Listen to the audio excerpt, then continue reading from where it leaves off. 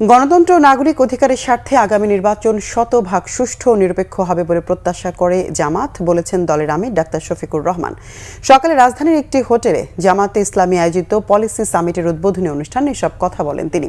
কূটনৈতিক প্রতিনিধি, রাজনৈতিক নেতা, শিক্ষাবিদ, বিভিন্ন খাতের বিশেষজ্ঞরা এই সামিটে অংশ নেন।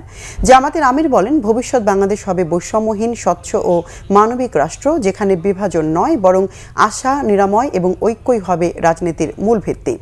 গত 17 বছরে দেশের জনগণের স্বার্থ সংশ্লিষ্ট সকল প্রতিষ্ঠান ধ্বংস করে ফ্যাসিবাদ কায়েম করা হয়েছিল বলে মন্তব্য করেন জামাত আমির।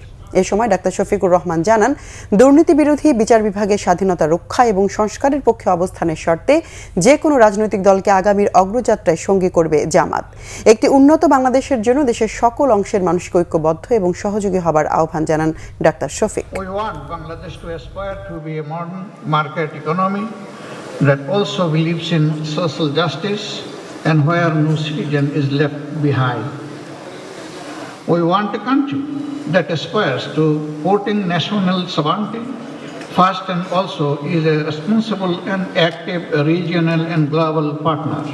We want to rebuild a new Bangladesh that stands on the pillars of pluralist democratic values on which our country was founded.